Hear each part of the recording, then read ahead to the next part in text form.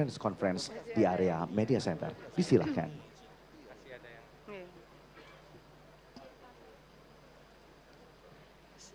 Kita nunggu ya kawan-kawan supaya lengkap.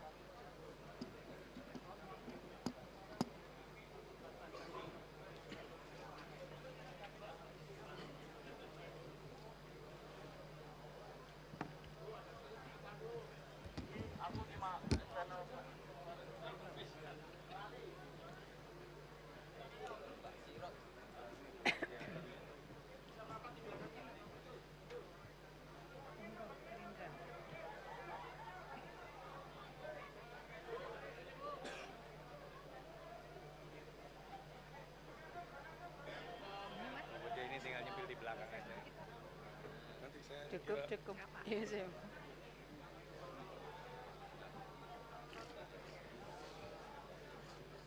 Pak. Kelana ini pakai apa? Oh, PKN.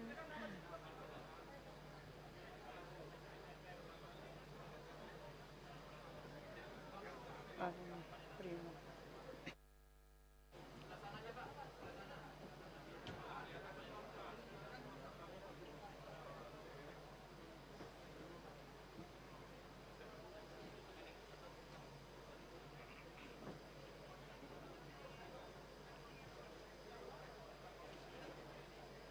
Sudah semua?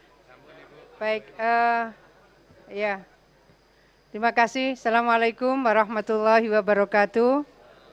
Selamat pagi, salam sejahtera bagi kita semua, seluruh pimpinan partai yang saya hormati, kawan-kawan media semuanya yang saya hormati, dan tentu adalah seluruh jajaran komisioner KPU yang kita hormati.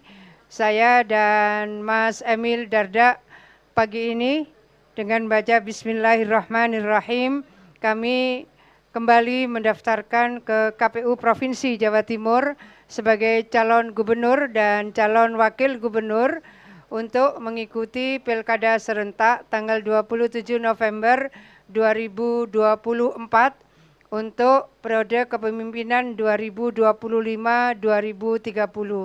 Kami ingin menyampaikan terima kasih bahwa ada 15 partai pengusung pada pencalonan kami, saya dan Mas Emil sebagai calon gubernur dan calon wakil gubernur Jawa Timur.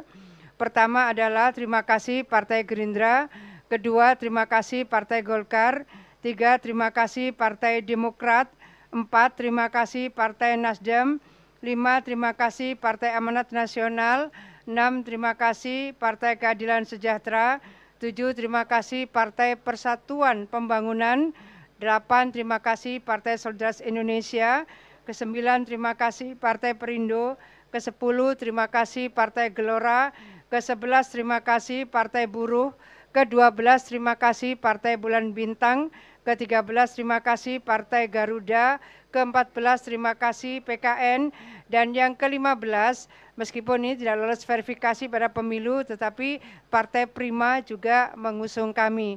Terima kasih seluruh jajaran pimpinan partai politik sebagai bagian dari penegak demokrasi di negeri ini yang sudah memberikan mandat kepada kami, saya dan Mas Emil Dardak untuk berikhtiar pada pemilihan Gubernur Jawa Timur yang insya Allah akan diselenggarakan 27 November 2024. Tentu terima kasih juga kepada semua elemen yang sudah memberikan dukungan, support, doa kepada kami, baik pada perjalanan 5 tahun yang lalu maupun pada proses pendaftaran kami, tokoh agama, tokoh masyarakat, tokoh pemuda, tokoh profesional, tokoh buruh, juga tokoh dari HKTI, dan tokoh nelayan semuanya, pelaku-pelaku UMKM, pelaku usaha, semua elemen perguruan tinggi juga. Terima kasih kami sampaikan bahwa saya dan Mas Emil telah menyampaikan visi misi melalui silon dan tadi kami juga menandatangani visi misi itu disaksikan oleh Ketua KPU Provinsi Jawa Timur. Dari visi misi itu kami berharap bahwa kehadiran kami 5 tahun ke depan akan bisa memberikan penguatan pada kemakmuran, keadilan, dan keunggulan kualitas SDM Jawa Timur untuk menyambut Indonesia Emas 2045. Kemudian kita breakdown di dalam 9 misi yang kita namakan Nawa Bakti Satya 2. Nawa Bakti Satya pertama adalah periode pertama kami, Nawa Bakti Satya 2. Ini bagian dari doa, mudah-mudahan Allah ijabah kami masuk pada periode kedua kepemimpinan di Provinsi Jawa Timur. Dan ada 9 program yang kita ingin baktikan untuk memuliakan masyarakat Jawa Timur. Ada perbedaan di dalam fokus. Kalau dulu di Tistas itu cerdas, berkualitas dan sehat berkualitas.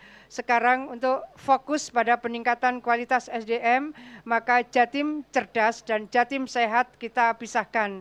Nah, kemudian ada yang kita gabung, Jatim berkah dan Jatim amanah, kita gabung menjadi Jatim berkah amanah. Kemudian yang terkait dengan keberagaman di negeri ini, terutama di Jawa Timur, saya sering menyebut Jawa Timur adalah center of gravity. Kalau Jawa Timur adalah center of gravity, maka apa yang terjadi di Jawa Timur memberikan resonansi ke seluruh negeri ini. Oleh karena itu, di Jawa Timur ini harus terbangun harmonious partnership. Ada Jatim Harmoni. Dan kemudian bagaimana kita memberikan support pada daya dukung alam, daya dukung lingkungan, maka kami di dalam visi misi itu kita breakdown pada Jatim Lestari. Kami ingin menyampaikan bahwa 5 tahun yang lalu, periode kepemimpinan Khofifah Emil, di Pulau Jawa ini mangrove terbanyak, dan kami baru mendapatkan apresiasi dari Menteri Kehutanan kira-kira baru 10 hari yang lalu, bahwa mangrove di Jawa Timur ini terluas di antara seluruh provinsi di Jawa. 50% mangrove di Jawa ada di Jawa Timur. Kenapa ini kami sampaikan pada pagi hari ini? Karena sering kali kita berbicara net zero emission. Bagaimana kemudian net zero emission 2060 bisa kita wujudkan tanpa ada perimbangan daya dukung alam, daya dukung lingkungan. Maka kemudian yang kita pilih adalah menanam mangrove, karena menanam mangrove ini bisa memproduksi 5 kali lebih banyak oksigen daripada tanaman yang ada di darat. Sehingga dia bisa menyerap 5 kali lebih banyak karbon dioksida daripada tanaman di darat. Ini adalah salah satu legacy yang kami sebetulnya lakukan dengan seluruh elemen di berbagai titik di mana ada hutan mangrove kami turun, dan kami melakukan tidak hanya pada penanaman hutan mangrove tapi juga habitat ekosistem yang ada di dalamnya. Kami kemudian melepas liarkan burung sesuai dengan jenis burung dari BKSDA Provinsi Jawa Timur. Kemudian kami juga melepas liarkan berbagai bibit ikan, termasuk di dalamnya adalah udang dan kepiting. Ini bagian penting menurut kami, bagaimana kemudian indeks lingkungan hidup juga menjadi bagian yang sangat penting untuk terus kita jadikan salah satu referensi kesuksesan kita di dalam membangun Provinsi Jawa Timur. Kalau kita berbicara Jatim Akses, ini adalah bagian dari infrastruktur yang harus kita bangun. Jatim Cerdas adalah pendidikan, Jatim Sehat tentu adalah layanan di rumah sakit, tapi juga bagaimana kita menyiapkan tenaga dokter-dokter spesialis di Jawa Timur. Jadi kawan-kawan media, para pimpinan partai semua yang saya hormati, di Indonesia ini hanya Jawa Timur yang menyiapkan APBD-nya untuk memberikan support kepada PPDS, dokter-dokter spesialis. Kenapa kita melakukan itu? Tentu ini juga karena kesepakatan dengan DPRD yang menyetujui bahwa ada alokasi anggaran yang kita siapkan untuk bisa memberikan support kepada para dokter spesialis. Sementara dokter spesialis itu sendiri tidak semuanya dari Jawa Timur. Kami ingin menyampaikan bahwa itulah bagian yang kami dedikasikan untuk negeri ini, bahwa layanan kesehatan tidak hanya dibutuhkan kualitasnya, tapi juga pemerataannya. Dan kami menjadi bagian yang insya Allah turut berkontribut di dalam penyiapan dokter-dokter spesialis yang insya Allah bisa memberikan penguatan kualitas sekaligus pemerataan layanan kesehatan di negeri ini. Di bidang pendidikan, saya rasa kembali kami ingin menyampaikan bahwa kemajuan infrastruktur di Jawa Timur ini per Mei 2024 sudah tercapai 35%, sementara target nasional di 2045 adalah 30%. Jadi kita sangat jauh melampaui dari target nasional untuk pembangunan infrastruktur. Oleh karena itu, industri manufaktur, saya mohon maaf, industri manufaktur. Oleh karena itu, kemudian kami harus menggandeng perguruan tinggi strategis di dunia untuk bisa mencangkok SDM-SDM yang dibutuhkan untuk memberseiringi industri manufaktur yang bisa kita capai bersama-sama. Ini adalah bagian yang saya sebut super team. Tidak ada kesuksesan yang dicapai oleh pribadi atau oleh berdua, tetapi bahwa itu bisa kita capai karena ada super team, seluruh elemen strategis bersama-sama bergerak. Kalangan pengusaha, investor bergerak, kalangan akademisi bergerak, masyarakat buruh bergerak, tokoh-tokoh masyarakat, tokoh agama bergerak. Dan hari ini kami bergerak dengan support 15 partai pengusung, tentu menjadi bagian kekuatan yang insya Allah bisa menggerakkan pilar demokrasi lebih strategis dan lebih substantif lagi untuk membangun Jawa Timur yang makin maju, berkemakmuran, berkeadilan, dan berkeunggulan. Terima kasih semuanya. Assalamualaikum warahmatullahi wabarakatuh.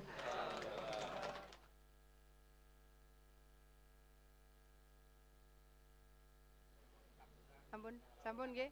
Terima kasih semuanya. Saya dan Mas Emil mohon doa semuanya. Mudah-mudahan Pilgub ini mendapat kemudahan, kelancaran, kesuksesan dari Allah Subhanahu wa taala. Terima kasih. Baik, terima kasih kepada pasangan calon gubernur dan wakil gubernur Jawa Timur tahun 2024. Mohon kiranya berkenan untuk dapat menikmati makan siang